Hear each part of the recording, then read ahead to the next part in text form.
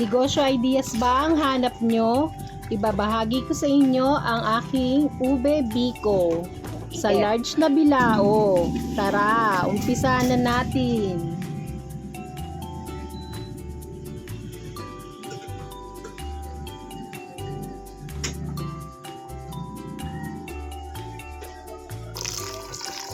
Ito po ay 1 kilo ng malagkit na bigas. Hugasan natin ito ng 3 beses. Pwede po bang maglambing? Paki-comment naman po kung saan ang inyong location para malaman ko po kung saan umaabot ang ating mga videos. Maraming salamat! Sasalang na po natin ito.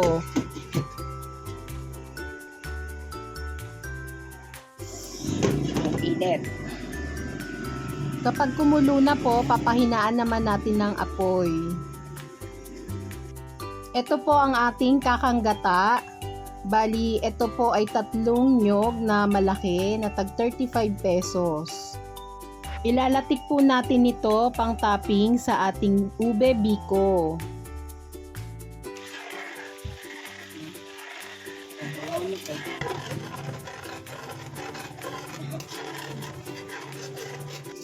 Maglalagay naman tayo ng foil sa ating bilao. Ang size po nito ay size 16 or large.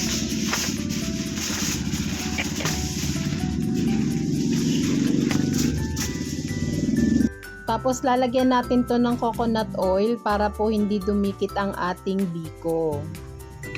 Ito na po ang ating latik.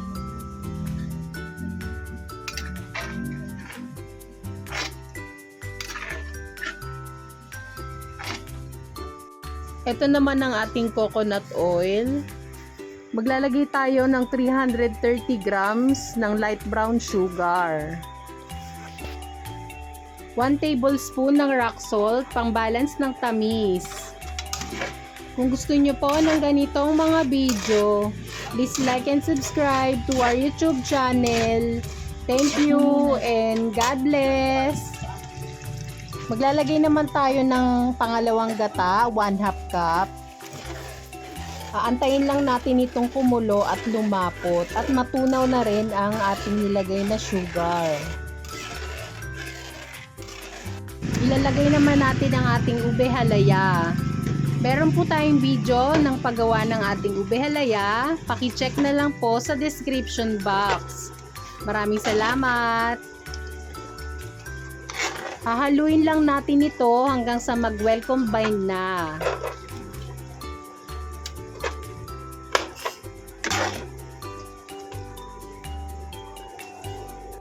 Kapag ganito na po, maaari na natin ilagay ang ating sinaing na malagkit. Pwede po bang maglambing? Paki-comment naman po kung saan ang inyong location para malaman ko po kung saan umaabot ang ating mga videos. Maraming salamat! Hahaluin lang natin ito hanggang sa mag-well combine na. Malalaman natin kapag okay na po ito, yung wala ng puti-puti. Kumbaga pantay na po yung kulay.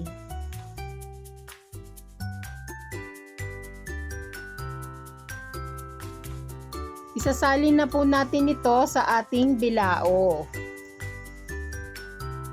Shoutout po kay Ma'am Cynthia. Siya po ang nag-order nito. Maraming salamat! Kapag nailagay na natin ang ating biko, ipa-flat naman natin, tapos i-slice.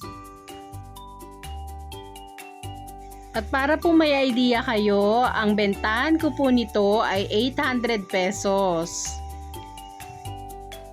Lalagyan po natin ng toppings. Sana po ay may nakuha kayong idea sa video ito.